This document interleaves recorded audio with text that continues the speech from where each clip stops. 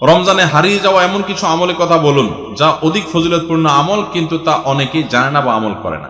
4টি আমলের কথা বলতে পারি।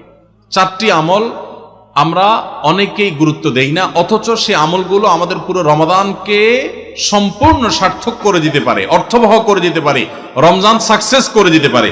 সে 4টা ভিতরে প্রথম এবং 1 নম্বর যেটা বলতে চাই তা হলো রমজান মাসে রোজা রেখে এবং রাতের বেলা পুরো রমজান জুড়ে সকল প্রকার পাপাচার, কাউকে কষ্ট দেওয়া, গালি দেওয়া, হক নষ্ট করা, সব ধরনের গুনাহ থেকে, গীবত, শিকায়াত করা, চোখের গুনাহ, সোশ্যাল মিডিয়া ইত্যাদি সবগুলো থেকে বেঁচে থাকবেন।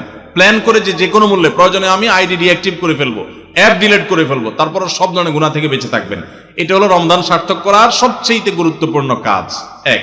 2 নম্বর হলো রমজানে আমরা অনেকে কোরআন পড়ি কিন্তু কোরআন শোনাশুনি করি না। হাফেজরা করে অবশ্য। নবী করিম সাল্লাল্লাহু আলাইহি সাল্লাম রমাদানে শোনাশুনি করতেন। এটা একটা হারিয়ে যাওয়া সুন্নাহ বলতে পারি। জিবরিলকে তিনি শোনাতেন, আবার জিবরিলের কাছ থেকে তিনি শুনতেন। এই জন্য আপনি কোরআন পড়বেন, আপনার স্ত্রী শুনবে, আবার স্ত্রী পড়বে, আপনি শুনবেন। স্ত্রী বলে কোনো কথা নয়, এরকম একে অন্যের সাথে কোরআন শোনাশুনি করবেন। এটা একটা হারিয়ে যাওয়া আমল।